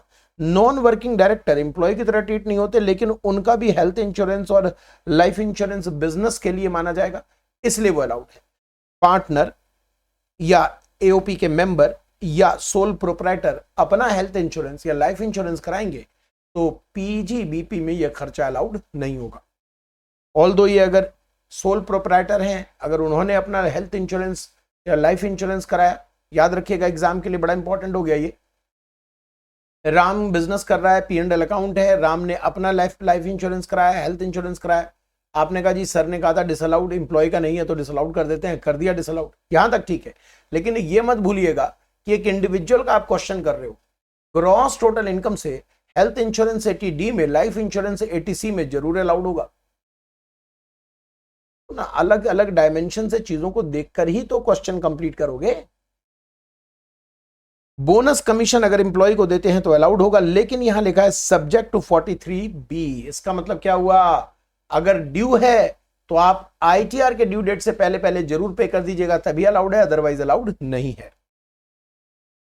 बोनस कमीशन किसी और व्यक्ति को आप दे रहे हैं एम्प्लॉय के अलावा तो नॉर्मली वो 37(1) में अलाउड है। अगर वो बिजनेस प्रोफेशन के लिए दिया गया हो। बिजनेस प्रोफेशन के लिए दिया गया ब्याज, आपको जो ब्याज आप लोन लेते हो, ब्याज दे रहे हो, वो ब्याज आपको अलाउड है। लेकिन 43B अगर कहता है कि आपने शेड्यूल्ड बैंक से, पब्लिक फाइनेंशियल इंस्टीट्यूशन से, स्टेट फाइनेंशियल कॉर्पोरेशन से लोन लिया है, तो ऐसे में आपका आउटस्टैंडिंग ब्याज अलाउड नहीं होगा अगर ITR के ड्यू डेट तक पे नहीं किया तो। 43B मतलब यहां पर जुड़ा हुआ है। जीरो कूपन बॉन्ड का डिस्काउंट, जीरो कूपन बॉन्ड कौन इशू करता है? बैंक, इंफ्रास्ट्रक्चर कंपनी या अदर, जिसको सरकार नोटिफाई करती है। जीरो कूपन बॉन्ड में जो डिस्काउंट का अमाउंट होता है, जो बीच का अमाउंट होता है, डिस्काउंटेड अमाउंट, कैसे पता चलेगा बीच का अमाउंट? एग्जाम्पल देखिए, फेस वैल्यू 1000 है, इशू किया है 640 में, तो ये जीरो कूपन बॉन्ड है, इस पर ब्याज नहीं दिया जाएगा, लेकिन डिस्काउंट हैवी है, इशू हुआ है 640 में, रिडीम होगा 1000 में, तो कंपनी का तो 360 रुपए का नुकसान हो गया। नंबर ऑफ बॉन्ड है 5000, तो मल्टीप्लाई कर दीजिए 5000 से, तो 18 लाख का कंपनी का नुकसान है, डिस्काउंट है। ब्याज की जगह यही मिल जाता है, डिस्काउंट है। 3 साल जो लाइफ है इस बॉन्ड की, उन 3 साल को मंथ में कन्वर्ट कर लीजिएगा और पर मंथ निकाल लीजिए कितना आ रहा है। 50,000 का डिस्काउंट पर मंथ आ रहा है आपके वर्ष में, यानी आपने इशू कब किया इसे? 20/7/2020 को, तो 20-21 के वर्ष में जितना महीना आया मल्टीप्लाई करके अलाउड कर लीजिए। नेक्स्ट ईयर, नेक्स्ट ईयर और नेक्स्ट ईयर, इस तरीके से ये अलाउड होता है जीरो कूपन बॉन्ड। इंप्लॉयर का कंट्रीब्यूशन RPF में, superannuation fund approved, notified pension fund में और अप्रूव्ड ग्रेच्युटी फंड में जो इंप्लॉयर कंट्रीब्यूट करता है, that will be allowed subject to 43B। इसका मतलब कि आपका पेमेंट होना जरूरी है, ड्यू रखा है तो अलाउड नहीं होगा। ड्यू अगर रखा है तो ITR के ड्यू डेट से पहले पहले आपको पे करना पड़ेगा। 43B आपको ध्यान होगा। ओके, इंप्लॉयर अगर कंट्रीब्यूट करता है अनरिकॉग्नाइज्ड प्रोविडेंट फंड में, अनअप्रूव्ड ग्रेच्युटी फंड में, अनअप्रूव्ड सुपर एन्युएशन फंड में, तो अलाउड नहीं होता। यह भी क्लियर हो गया। अगर मान लीजिए ग्रेच्युटी फंड इंप्लॉयर मेंटेन ही नहीं कर रहा, फिर ग्रेच्युटी के खर्चे कैसे अलाउड होंगे? रिटायरमेंट बेसिस पर। जैसे जैसे इंप्लॉय रिटायर हो रहा है, डेथ हो रही है, तो जो ग्रेच्युटी ड्यू बनता जाएगा अलाउड होता रहेगा P&L में। मान लीजिए आपने अप्रूव्ड ग्रेच्युटी फंड बना रखा है, तो जब आप उसमें कंट्रीब्यूशन कर रहे थे तो आपको अलाउड हो रहा था। अब अगर इंप्लॉय रिटायर हो जाए और उसी फंड से पैसे निकाल के आप इंप्लॉय को पे करेंगे, तो ये आपका एडिशनल खर्चा तो हुआ नहीं, इसलिए वो अलाउ नहीं होता। अनअप्रूव्ड ग्रेच्युटी फंड में जब आप कंट्रीब्यूट कर रहे थे तो आपको ये खर्चा अलाउड नहीं हो रहा था, क्योंकि अनअप्रूव्ड है। अब अगर इंप्लॉय रिटायर हो रहा है और अनअप्रूव्ड ग्रेच्युटी फंड से आप पैसे निकाल के इंप्लॉय को पे कर रहे हो, तो ये अब आपका वास्तविक खर्चा है, इसलिए ये अलाउड होगा। डन। 224(10) क्या कहता है? कहता है इंप्लॉय का जो कंट्रीब्यूशन है, चाहे वो अप्रूव्ड प्रोविडेंट फंड हो, रिकॉग्नाइज्ड प्रोविडेंट फंड हो, अनरिकॉग्नाइज्ड प्रोविडेंट फंड हो, सुपर एन्युएशन फंड अप्रूव्ड हो, अनअप्रूव्ड हो, या कोई भी स्टाफ वेलफेयर फंड हो, इंप्लॉय जो कंट्रीब्यूट करता है वो इंप्लॉयर के हाथों में रख देता है, इस भरोसे पर कि इंप्लॉयर इसे सुनिश्चित करेगा कि फंड में ये डिपॉजिट हुआ टाइमली या नहीं। इसलिए लॉ मेकर कहते हैं कि जैसे ही इंप्लॉय कंट्रीब्यूट करता है, वैसे ही इंप्लॉयर की PGBP इनकम मान ली जाएगी 224(10) में। और जब इंप्लॉयर टाइमली उसे जमा करा देगा एप्रोप्रिएट फंड में, तो वो चाहे तो 36 सबसेक्शन 1 क्लॉज नंबर 5A में अलाउड करवा सकता है। फर्दर सुनिए, कोई भी फंड जो स्टाफ के लिए, इंप्लॉय के लिए बनाया गया हो, उसमें जब इंप्लॉय कंट्रीब्यूट करता है तो बेसिकली इंप्लॉय उस पैसे को इंप्लॉयर के हाथ में सौंप देता है। जैसे ही इंप्लॉय का कंट्रीब्यूशन होगा, इंप्लॉयर की PGBP बन जाएगी और इंप्लॉयर जब उसे टाइमली जमा करा देगा एप्रोप्रिएट फंड में, तभी उसे अलाउड होगा। टाइम का मतलब है जो भी फंड बनाया गया है, उस फंड में जो ड्यू डेट प्रेस्क्राइब्ड है उसके अंदर अंदर जमा होना चाहिए। अगर जानवर बिजनेस में यूज हुआ, कोई भी एनिमल बिजनेस में यूज होता है, तो उसके खर्चे कैसे अलाउड होते हैं? उसकी परचेज कॉस्ट, जब वो यूजलेस हो जाए या डेथ हो जाए उसकी, तो उसे बेचकर जो सेल प्रोसीड है उसका नेट अमाउंट, और डिस्पोज वगैरह करने में अगर खर्चा है तो वो ऐड कर दीजिए। ये नेट अमाउंट आप यूजलेस वाले ईयर में या डेथ वाले ईयर में अलाउ करवाते हैं। बैड डेट्स अलाउ होता है सेक्शन 36 सबसेक्शन 1 क्लॉज नंबर 7 में। ये सेक्शंस आपको लर्न नहीं करना। बैड डेट्स कैसे अलाउ होता है, इसके लिए हमने नीचे लिखा हुआ है बैड डेट्स कैसे अलाउ होता है। देखिए, बैड डेट्स अलाउ होता है दो कंडीशन के साथ। कंडीशन नंबर 1, पर्टिकुलर डेटर का नाम आप बुक्स में राइट ऑफ कीजिए, और जो बैड डेट्स आपने क्लेम किया है वो जब आपने उधार दिया था तो उसकी उधारी आपकी पीजीबीपी इनकम बनी हो। लेकिन ये वाला second condition is not applicable for money landing business, because जब मनी लैंडिंग बिजनेस में मैं बैंक हूं, मैं लोन दूंगा, उधार दूंगा, तो लोन का देना मेरी इनकम तो नहीं बनती, तो सेकंड कंडीशन मैं कभी भी पूरा नहीं कर पाऊंगा। अगर मैं गुड्स या सर्विस बेच रहा हूं तो गुड्स और सर्विस जब मैंने दिया तो ये उधारी है, ये उधारी क्या बन जाएगा मेरे लिए, इनकम। मैंने मान लीजिए गुड्स बेचा क्रेडिट पे तो मेरी इनकम बन गई। अब मैं इसका बैड डेट्स क्लेम कर सकता हूं, पर्टिकुलर डेटर का नाम राइट ऑफ करना पड़ेगा जी। वापस आइए जे नंबर पॉइंट। जे नंबर पॉइंट कहता है अगर फैमिली प्लानिंग के प्रमोशन के खर्चे कंपनी ने किए हैं तो रेवेन्यू खर्चे 100%, कैपिटल खर्चे 5 भागों में अलाउ होगा। किसी और ने किए हैं तो वह अलाउड नहीं होगा। Family planning promotion amongst employee company ने किए हैं तो अलाउड है, किसी और ने किए हैं तो अलाउड नहीं है। कंपनी में रेवेन्यू अलाउड है 100%, कैपिटल 5 वर्षों में अलाउड है। एसटीटी सीटीटी मतलब securities transaction tax, commodities transaction tax, PNL में आप डेबिट कर सकते हो। अगर आपने सिक्योरिटी और कमोडिटी को ट्रेडिंग के रूप में रखा है, यानी आप अगर शेयर के खरीद बेच करने वाले हो या गुड्स खरीद बेच करते हो, कमोडिटी खरीद बेच करते हो, तो फिर सीटीटी आप पीएनएल में डेबिट कर सकते हो। सिक्योरिटीज खरीद बेच करते हो, या आपका मेन बिजनेस है, तो एसटीटी पीएनएल में आप डेबिट कर सकते हो। एल नंबर जो पॉइंट है इसको आप नहीं भी पढ़ेंगे तो चल जाएगा। ये एक M2M लॉस होता है, मार्क टू मार्क लॉस होता है, mark to market. Mark to market loss ये शेयर बाजार में डेरिवेटिव बिजनेस, जब डेरिवेटिव हम करते हैं, फ्यूचर करते हैं, तो मार्क टू मार्केट का लॉस बुक किया जाता है। ये पीएनएल में डेबिट नहीं होता। यहां पर सिर्फ लिखा हुआ है कि अगर ये आईसीडीएस अलाउ कर दे तो हम कर देंगे अलाउ, अदरवाइज नहीं करेंगे। तो आईसीडीएस ने अलाउ नहीं किया हुआ है तो ये अलाउड नहीं होता। ये चीज फाइनल में आप पढ़ते हो, इग्नोर कर सकते हो। आइए, डेप्रिशिएशन हमने पीछे कहा था कि डेप्रिशिएशन को सेपरेट टाइम देंगे। Depreciation power generating undertaking SLM claim करते हैं, डब्ल्यूडीवी भी कर सकते हैं। दूसरे एसएससी को सिर्फ डब्ल्यूडीवी का ऑप्शन है। एसएलएम सिंगल एसेट कंसेप्ट है, डब्ल्यूडीवी ब्लॉक ऑफ एसेट का कंसेप्ट है। सेक्शन 32 सबसेक्शन 1 क्लॉज नंबर 2 जो डब्ल्यूडीवी के लिए कहता है वो कहता है depreciation is allowed at prescribed rate on WDV of block of assets owned by SSC and use for his business और प्रोफेशन। ब्लॉक ऑफ एसेट्स में हमें 4 मेन ब्लॉक बनाने होते हैं, building, plant machinery, furniture fittings और intangible assets. इसके अंदर ही सारे एसेट्स समाएंगे। कैसे? यहां मैंने आपको डायग्राम दे रखा है। जो भी इस कलर से हाईलाइट है उसे बिल्डिंग की कैटेगरी में रखा जाएगा। जो इस कलर से हाईलाइट है, मैक्सिमम इसी कलर से हाईलाइट है, ये वाला जो ग्रीन कलर आपको दिख रहा है, ये प्लांट मशीनरी माना जाएगा। फिर एक फर्नीचर फिटिंग्स डाल दिया और एक इंटेंजिबल डाल दिया, मतलब सारे ग्रीन क्या बन गए? Plant machinery. सर ये रेट बताइए, हमको रटना है कि नहीं रटना? देखो,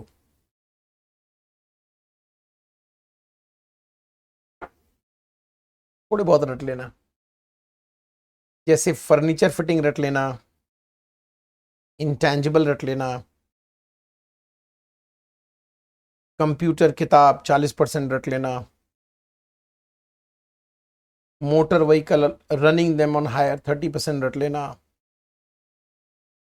बिल्डिंग 5 और 10% रट लेना बस, और जनरल प्लांट मशीनरी 15%। इतना एटलीस्ट रट लेना। वैसे एग्जाम में दिया होता है लेकिन कभी कभी ऐसा देखा गया है कि जरूरत पड़ जाती है। यहाँ कुछ नोट्स हैं, कुछ जरूरी नोट्स हैं। इंटेंजिबल एसेट में आप जो मर्जी ले लो, गुडविल कभी नहीं आएगा। गुडविल आपने चाहे उसे खरीदा हो तो भी नहीं आएगा। गुडविल पे बहुत सख्त नियम बन गया है, गुडविल पर कभी हम डेप्रिशिएशन आपको नहीं देंगे, चाहे आपने उसे किसी से खरीदा क्यों ना हो। Plant include ships, vehicle, books, scientific apparatus, surgical equipments, but does not include animal. यहां पर जो लिखा था ना एनिमल इसके अंदर नहीं आएगा प्लांट में, इसी वजह से एनिमल के खर्चे पर हमने सेक्शन 36(1) में देखा था।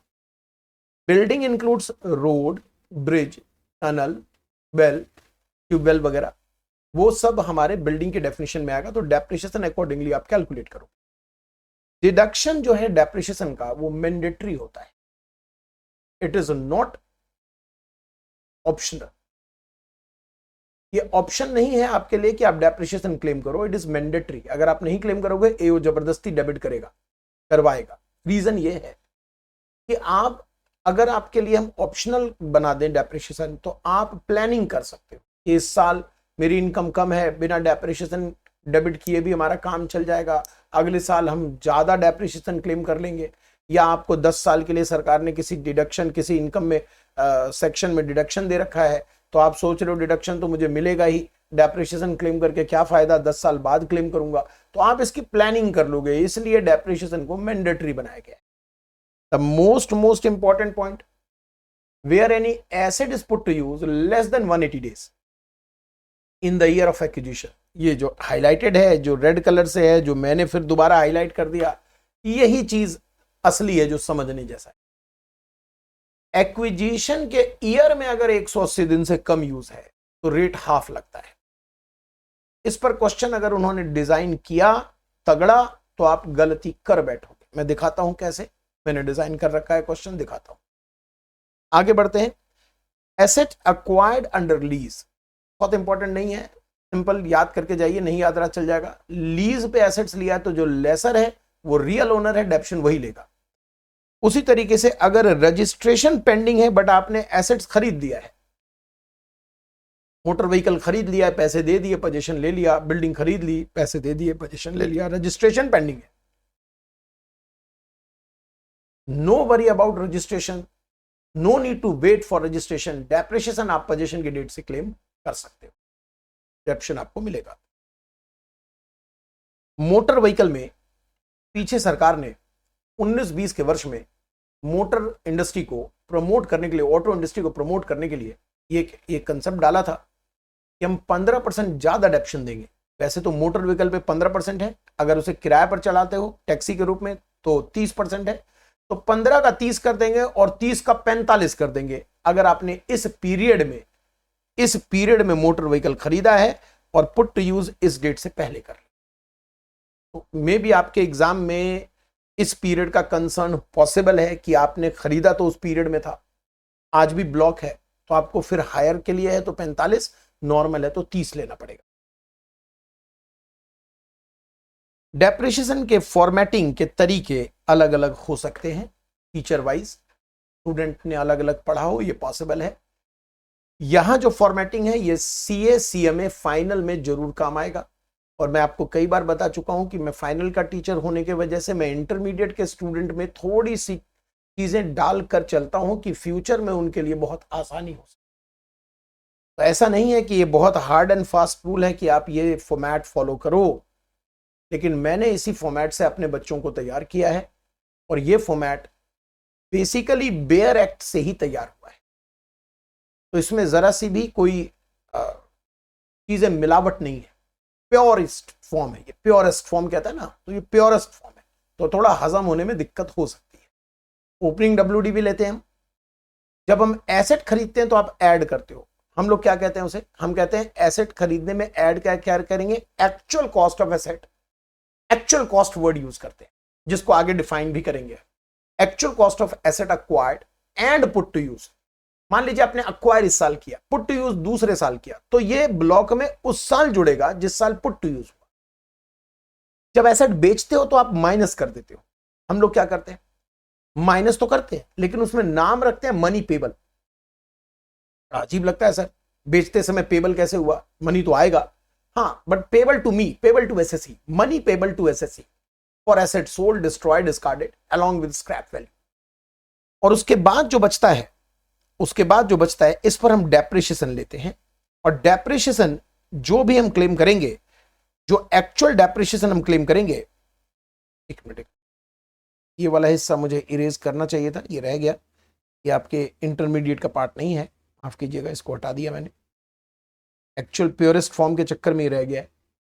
तो आपने ओपनिंग लिया, प्लस खरीदा, माइनस बेचा, जो बच गया उस पर आप डेप्रिसिएशन लेस कर लेते हो। यहां स्टार लगा हुआ है कि मान लीजिए ये वाला फिगर नेगेटिव आ रहा है तो आपको WDV 0 करना पड़ेगा। मान लीजिए ये वाला फिगर नेगेटिव नहीं है बट ब्लॉक खाली हो गया, सारे एसेट्स बिक गए, तो भी WDV आपको 0 करना पड़ेगा, डेप्रिसिएशन 0 करना पड़ेगा। Money payable means amount payable to SSE by buyer या insurance company without reducing cost of transfer. Gross जो अमाउंट पेबल है, where asset is acquired in a particular block, it will be added in block only when it is put to use for business or profession। तो इसका मतलब यह हुआ कि अगर आपने एसेट तो खरीद लिया बट पुट टू यूज नहीं किया तो ब्लॉक में नहीं जुड़ेगा। पुट टू यूज का मतलब स्टैंड बाय मशीन के लिए रेडी टू यूज को पुट टू यूज मान लेते हैं, दूसरे एसेट्स के लिए रेडी टू यूज को पुट टू यूज नहीं मानते। एक्चुअल में जब आप पुट टू यूज करोगे तभी वो पुट टू यूज होगा। रेडी टू यूज को पुट टू यूज कब मानते हैं? जब मशीन का मामला हो, स्टैंड बाय मशीन्स वगैरह में हम रेडी टू यूज को पुट टू यूज मान लेते हैं। कैपिटल गेन में हमने ये हिस्सा छोड़ा था, हमने कहा था इसे PGBP में करेंगे। जब आप ब्लॉक से कोई एसेट बेचते हो और सेल कंसिडरेशन इन तीनों की अग्रीगेट अमाउंट से ज्यादा हो, इन तीनों के अग्रीगेट अमाउंट से सेल कंसिडरेशन ज्यादा हो, तो शॉर्ट टर्म कैपिटल गेन आपको निकालना है। या जब ब्लॉक खाली हो जाए तो always short term capital gain निकलेगा।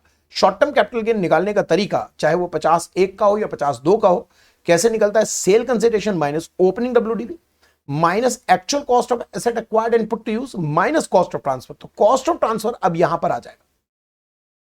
जैसे मान लीजिए आपने ओपनिंग WDV है 6 लाख, आपने नया खरीदा है 4 लाख का, पुराना बेच दिया मान लीजिए 16 लाख का, और खर्चे 50,000 रुपए। तो आप जरा यहां चेक कीजिए तो 50,000 के खर्चे का यहां कोई भी जिक्र नहीं होता।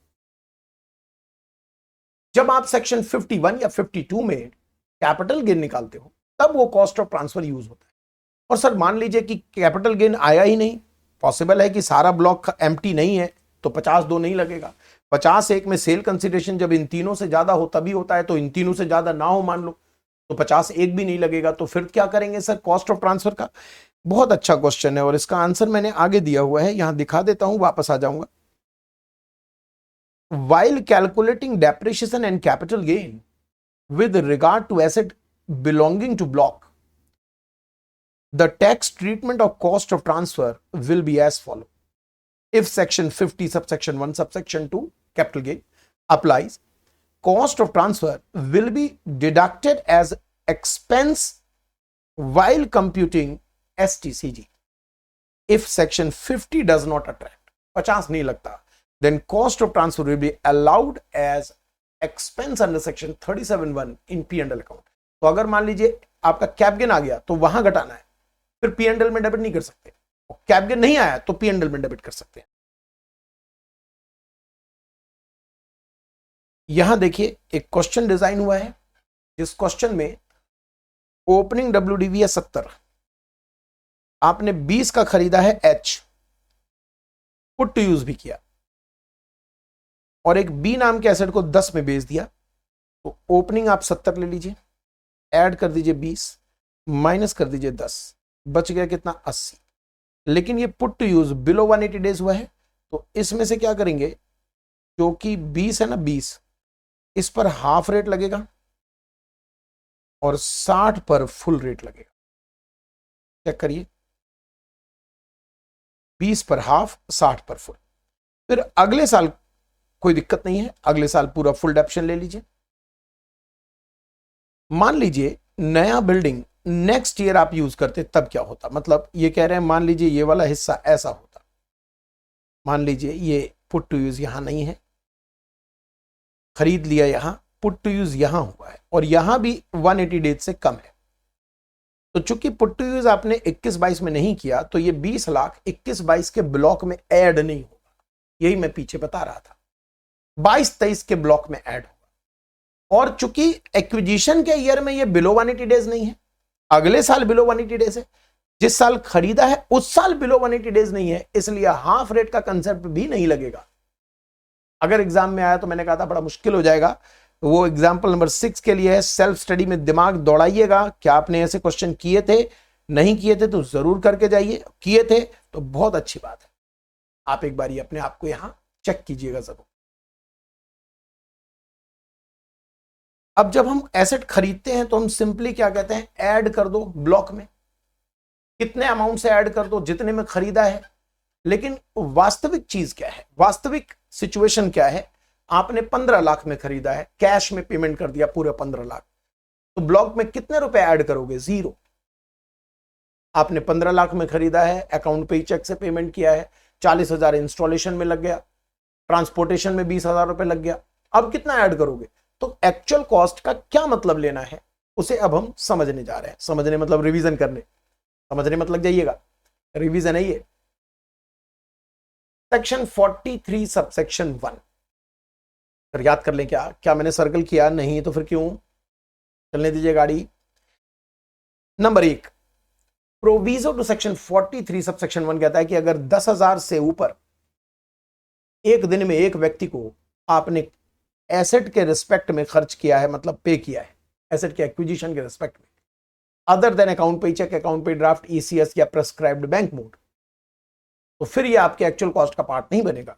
इसको समझने के लिए इस एग्जांपल में आइए, एग्जांपल नंबर 8।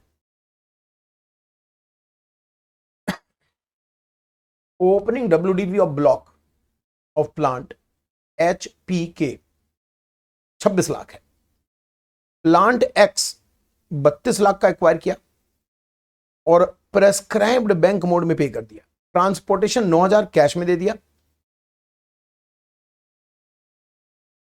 R&D कंपनी को, ट्रांसपोर्टर को, और 26/9/2022 को सेम डे 8,000 कैश में दे दिया रमेश को इंस्टॉलेशन के लिए।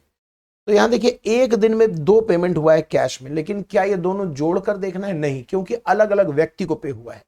यहां पर एक दिन में एक व्यक्ति का पेमेंट 10 से ऊपर नहीं होना चाहिए। तो ये दोनों फिगर अपनी जगह सही रहेगा, और जो खरीद मूल्य है 32 लाख वो तो किया ही आपने बैंक मोड में, तो 32 और 9 और 8 ये सब आपकी कॉस्ट बन जाएगी। बाकी तो आसान है। मान लीजिए इंस्टॉलेशन चार्जेस 18,000 होता, मतलब इंस्टॉलेशन चार्जेस जो है ना 8,000 वो 18 होता, 18 कैश हो जाता, तो फिर ये पूरा बेकार हो गया। सिर्फ क्या बचा, 32 लाख 9,000, 32 लाख 9,000 आपका सही होता। फिर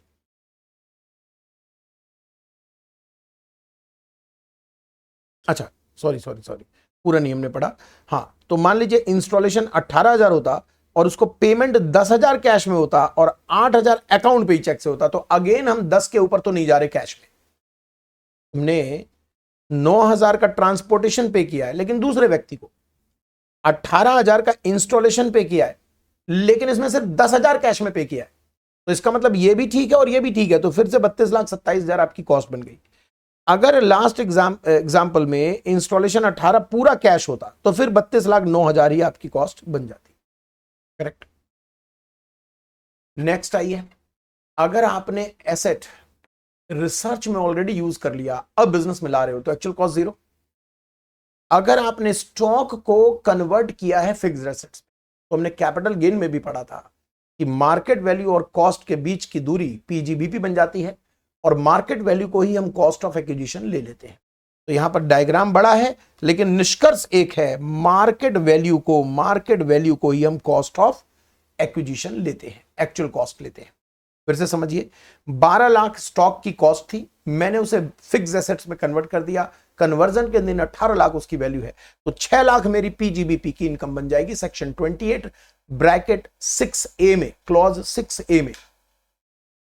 और जो 18 लाख हमने FMB लिया वही अब मेरे लिए उस एसेट की एक्चुअल कॉस्ट मानी जाएगी। मैंने अगर किसी से गिफ्ट में लिया है एसेट, तो मे बी गिफ्ट लेते समय पिटाई हो गई हो मेरी 56,210 में, मे भी पिटाई नहीं हुई हो। सर ये तो कैपिटल गेन में हम चले गए। ये सारी बातें आपको डेप्रेशिएबल एसेट यूज्ड इन बिजनेस में नहीं देखना, ये सारी बातें आपको या तो नॉन डेप्रेशिएबल एसेट में देखना है, नॉन डेप्रेशिएबल एसेट में देखना है, या जो पर्सनल यूज के लिए आप एसेट गिफ्ट में ले रहे हो उसमें देखना है। ये स्माइल और ये उदास चेहरा, स्माइल मतलब मैं बच गया, पिटाई नहीं हुई, उदास चेहरा मतलब पिट गया, तो पिट गया तो एसडीवी और मार्केट वैल्यू मेरी कॉस्ट बन जाती है, और अगर मैं पिटा नहीं तो cost to the previous owner मेरी कॉस्ट बन जाती है। लेकिन जब मैं कोई एसेट गिफ्ट में लेता हूं और इसे बिजनेस में डेप्रेशिएबल एसेट की तरह यूज करता हूं, तो डेप्रेशिएबल एसेट की तरह यूज करते समय ब्लॉक में उसकी एक्चुअल कॉस्ट ली जाएगी, cost to the previous owner minus actual depreciation claimed by previous owner if any. मान लीजिए प्रीवियस ओनर भी उसे बिजनेस में यूज कर रहा था, तो वो एक्चुअल जितना भी डेप्रिसिएशन क्लेम कर रहा था, कर चुका था उस एसेट में, वो माइनस होगा। अदरवाइज अगर वो यूज नहीं कर रहा था बिजनेस में तो माइनस नहीं होगा।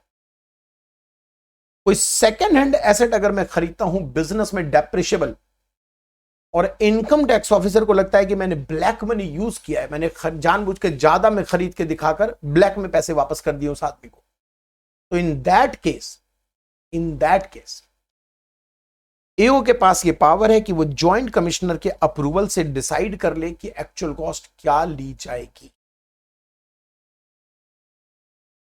अगर कोई बिल्डिंग मैं पहले खुद यूज कर रहा था, चाहे रहने के लिए या किराए पर देने के लिए, बाद में उसे बिजनेस में लेकर आया, तो जितने मैंने खरीदा था उसको माइनस जितने साल मैंने खुद यूज किया, चाहे वो किराए के लिए क्यों ना हो, नॉन बिजनेस यूज किया, उसका नोशनल डेप्रिसिएशन माइनस होगा, डमी डेप्रिसिएशन माइनस होगा। लेकिन ये नियम सिर्फ बिल्डिंग के लिए है, बाकी एसेट्स के लिए नहीं है। बाकी एसेट्स यानी मैंने कार अगर पर्सनल यूज किया है 5 साल तक, उसके बाद अपने बिजनेस में लेकर आ रहा हूं, तो बिजनेस में उसकी एक्चुअल कॉस्ट वही होगी जितने में मैंने कार को खरीदी थी 5 साल पहले। लेकिन बिल्डिंग के केस में क्या होगा, 5 साल पहले जितने में खरीदी थी माइनस 5 साल का डमी डेप्रिसिएशन माइनस होगा। कौन करता है डेप्रिसिएशन क्लेम? जिस साल एसेट बिक जाता है उस साल बायर करता है क्लेम, पूरे साल के लिए सेलर नहीं करता। लेकिन इसका एक अपवाद है, अगर पूरा धंधा बिक जाए तो पूरे साल के डेप्रिसिएशन को बायर और सेलर के बीच में नंबर ऑफ डेज के रेशियो में बांटते हैं। लेकिन ये एक्सेप्शन सिर्फ आप तब लगाइएगा जब पूरा धंधा बिकता हो, सक्सेशन होता हो। और यहां पर नंबर ऑफ डेज का जो रेशियो है वो बहुत ध्यान से देखिएगा। मैंने इस एग्जांपल में थोड़ा सा टफ पार्ट बनाकर दिया है। टफ एग्जाम में सिंपल आएगा, थोड़ा सा टफ दिया है, बता दूंगा कहां टफ दिया है। ओपनिंग डब्ल्यूडीवी 70 लाख है एक कंपनी के हाथ में। कंपनी ने एक एसेट खरीदा भी है पी नाम का 20 लाख का। 20/9/22 में ए लिमिटेड बिक गई और बी लिमिटेड ने उसे खरीद लिया। अब एग्जाम का क्वेश्चन क्या कहता है कि यहीं से बी लिमिटेड ने अपना बिजनेस स्टार्ट कर दिया सेम डेट से। मैंने बिजनेस स्टार्ट थोड़ा लेट करवाया। अगर सेम डेट से बिजनेस स्टार्ट कर दिया तब तो उसी दिन से बी को और उसके पहले ए को डेप्रिसिएशन आप बांटोगे नंबर ऑफ डेज के रेशियो में। ये कंसेप्ट एसेट के सेल पर नहीं लगाना, एसेट के sale plus succession of business हो तब लगा, गलती मत करना। तो मैंने थोड़ा रुक के इस बिजनेस को स्टार्ट किया। उससे क्या होगा, जैसे पी नाम का एसेट है तो ये ग्रीन एरिया ए ने यूज किया और ये ग्रीन एरिया बी ने यूज किया। तो कितने दिन यूज किया इस ग्रीन एरिया को देख लीजिए, बीच का खाली छोड़ दीजिए। रेशियो बनाना है, डेप्रिसिएशन तो पूरा ही अलाउ हो जाएगा ना। चाहे आप रेशियो कुछ भी बनाओ, अगर मैं 6 लाख को बांटता हूं तो चाहे मैं 2:4 बनाऊं, 4:1 बनाऊं, 1:12 बनाऊं, 12:19 बनाऊं, 19:210 बनाऊं, मैं कुछ भी रेशियो बनाऊं, अगर मैं 6 लाख को बांटता हूं तो बटेगा तो पूरा 6 लाख ना भैया। कंफ्यूज मत होना कि इस बचे हुए इस पीरियड में कहां गया डेप्रिसिएशन। बटा तो पूरा, कहीं नहीं गया, सारा बट गया। तो पी पर डेप्रिसिएशन जब मैं क्लेम करूंगा तो इस रेशियो को बनाऊंगा, और जब ओपनिंग डब्ल्यूडीवी पे क्लेम करूंगा तो ये वाला रेशियो बनेगा। और बी लिमिटेड ने बिजनेस एक्वायर करने के कुछ दिनों के बाद एक एसेट और खरीदा एच, उसको तो सिर्फ बी ही क्लेम करेगा क्योंकि बी ने यूज किया। पहले डेप्रिसिएशन आप देखिए 70 लाख पर इस रेशियो में, पी पर इस रेशियो में, और एच पर पूरा का पूरा बी को मिले। ये आपको सेल्फ स्टडी में जरूर करना है। अगर कोई लोन लेकर एसेट एक्वायर करते हैं तो फर्स्ट पुट टू यूज तक जो लोन का ब्याज है उसे आप कॉस्ट में ऐड कर देते हैं। ये अकाउंट्स में भी होता है शायद। और फर्स्ट पुट टू यूज के बाद का जो ब्याज है वो P&L में डेबिट हो जाता है। अगर आपने कोई एसेट खरीदा जीएसटी जोड़कर और उस पर आईटीसी ले चुके हैं तो डेप्रिसिएशन नहीं मिलेगा। डेप्रिसिएशन ले लिया तो आईटीसी नहीं मिलेगा। ये आपने जीएसटी में भी पढ़ा हुआ है। मतलब 20 लाख का एसेट 3,60,000 का जीएसटी, टोटल आपने पे किया है 23,60,000। अगर आईटीसी क्लेम करोगे तो आपके ब्लॉक में कॉस्ट 20 लाख आएगा। आईटीसी नहीं क्लेम कर रहे हो तो ब्लॉक में कॉस्ट 23,60,000 आएगा। क्लियर है, इजी है। अगर किसी एसेट को खरीदने के लिए आपको सब्सिडी मिली है तो subsidy must be reduced from purchase cost, तब जाकर आप ब्लॉक में उसे जोड़ो। 20 लाख का मशीन खरीदा, सरकार ने 6 लाख की सब्सिडी दे दी, तो आपकी कॉस्ट कितनी बननी है? 14 लाख। वीआईपी बिजनेस के एसेट को आप कसम खाते हो कि मैं 8 साल तक नॉर्मल बिजनेस में ट्रांसफर नहीं करूंगा, लेकिन अगर आपने 8 साल के अंदर नॉर्मल बिजनेस में ट्रांसफर कर दिया तब क्या होगा? ये क्या होगा? उस एसेट की कॉस्ट माइनस, मान लीजिए आपने 5 साल बाद ट्रांसफर कर दिया, तो 5 साल का डमी डेप्रिसिएशन माइनस करके जो ओपनिंग डब्ल्यूडीवी होगा वही आपके लिए एक्चुअल कॉस्ट बिजनेस में ली जाएगी, और जितना भी एक्चुअल कॉस्ट बिजनेस में लिया जाएगा सेम अमाउंट आपके लिए पीजीबीपी पनिशमेंट के तौर पर भी बन जाएगा। दोबारा समझते हैं सर, ये सर बड़ा कॉम्प्लिकेटेड है, फिर से समझा दीजिए। तो लो जी, समझा दिया। आपने यहां पर 16 लाख की एक मशीन खरीदी थी और आपने इस बिजनेस में उसे यूज किया तो पूरा पी&एल में डेबिट कर लिया। आपने कसम खाया था कि मैं 8 साल तक इसे नॉर्मल बिजनेस में ट्रांसफर नहीं करूंगा, लेकिन मान लीजिए आपने इसे यहां ट्रांसफर कर दिया, तो जितना भी डेप्रिसिएशन इतने दिन का बन सकता था, भाई डेप्रिसिएशन तो निकाला नहीं होगा आपने क्योंकि आपने वीआईपी बिजनेस में यूज किया, तो पूरा पी&एल में डेबिट है। मान लीजिए डेप्रिसिएशन बन सकता था 4 लाख, यहां पर जो बना नहीं, तो 4 लाख माइनस करके जो जिस साल आपने बिजनेस में यूज किया 12 लाख आपकी डब्ल्यूडीबी बन रही है, ये 12 लाख आपकी पीजीबीपी इनकम भी बनेगी, और यही 12 लाख आपके लिए एक्चुअल कॉस्ट बन जाएगा जिस पर आप आने वाले समय में डेप्रिसिएशन लोगे।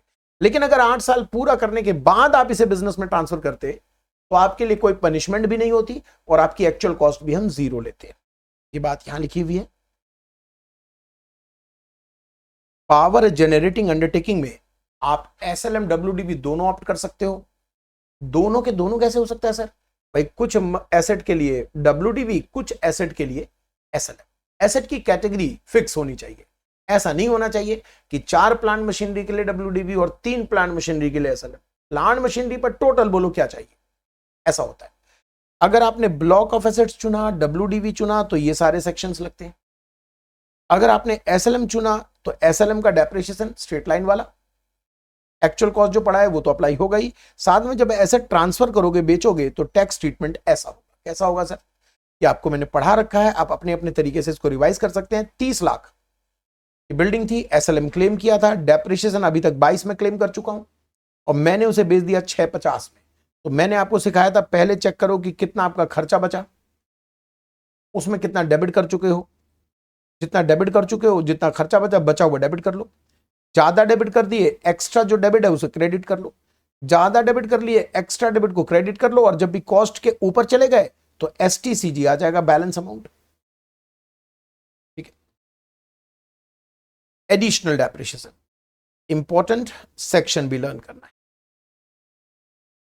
एडिशनल डेप्रिसिएशन इंपॉर्टेंट है और सेक्शन भी लर्न करना है। देखिए पीजीबीपी एक दिन में, मतलब एक एक्स कैंप में जो मैंने 9 डेज रखा है, एक दिन में पीजीबीपी ऐसा कठिन रहेगा। फास्ट करा दूं तो हो ही जाएगा क्योंकि आपने 80% तो कर ही लिया, अब बचा डिसअलावेंस, मिसलेनियस प्रोविजन। लेकिन मैं चाहूंगा कि इसे 2 टुकड़ों में करो। आज हम एडिशनल डेप्रिसिएशन कंप्लीट करके समाप्त करेंगे, और डिसअलावेंस इनकम कौन कौन सी बनेगी, मिसलेनियस प्रोविजन जिसमें maintenance of books of accounts, tax audit वगैरह, प्रिजम्पटिव टैक्सेशन, वो हम सेकंड पार्ट में करेंगे। तो पीजीबीपी है काफी वाइड, हालांकि इसे मैंने 40 पेज में समराइज कर दिया है। 40 पेज भी बहुत है, लेकिन ये तो डायग्राम वाले 40 पेज है, फटाफट निकल जाएंगे। कैपगेन से थोड़ा कम ही पेज इसमें लगाया है, लेकिन कैपगेन एक दिन में हो गया। पीजीबीपी मैं चाहूंगा आपको 2 टुकड़ों में कराऊंगा, इसीलिए हमने 9 डेज के शेड्यूल बनाए थे। 9 डेज में पीजीबीपी 2 दिन रखा था। आज ये आखिरी टॉपिक एडिशनल डेप्रिसिएशन, फिर हम नेक्स्ट डे करेंगे पीजीबीपी का बैलेंस पोर्शन। एडिशनल डेप्रिसिएशन सिर्फ मैन्युफैक्चरर को मिलता है अगर उन्होंने फैक्ट्री में न्यू प्लांट मशीनरी लगाई तो। ऑफिस में लगाई नहीं मिलेगा, और फैक्ट्री में ओल्ड लगाई नहीं मिलेगा। कुछ प्लांट मशीनरी प्रोहिबिटेड है जिसको आप फैक्ट्री में लगाओगे तो भी नहीं मिलेगा, जैसे second hand plant machine, ship, aircraft, motor vehicle, office वाले, रिसर्च वाले, स्पेसिफाइड बिजनेस वाले।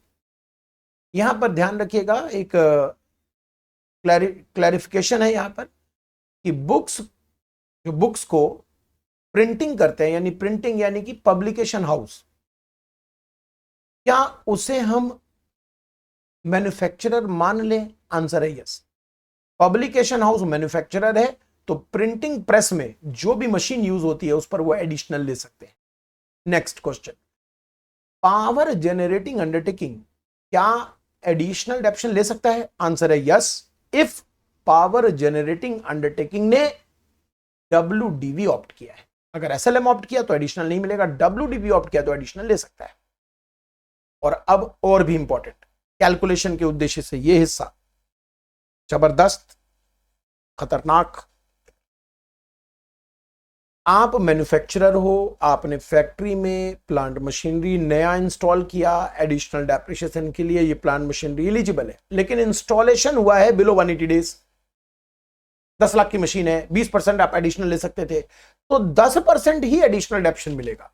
लेकिन लेकिन लेकिन लेकिन बचा हुआ 10% आपको नेक्स्ट ईयर मिल जाएगा।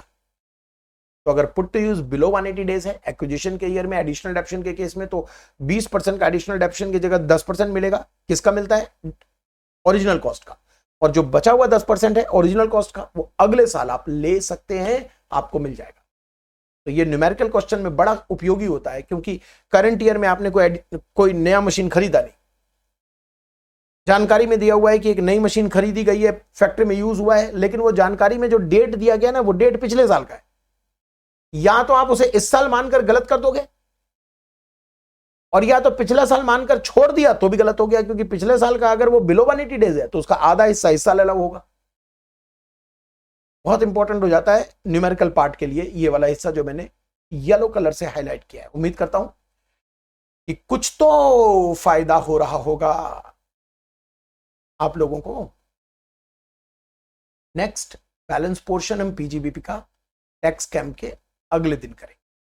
तैयारी करते रहिए, पढ़ाई करते रहिए, और नोटिफिकेशन जब आपके पास आए तभी आप इस चैनल पर विजिट कीजिए और उसे देखिए, क्योंकि स्टडी के समय आप स्क्रॉल करते रहेंगे तो टाइम वेस्टेज है। चलिए बाय।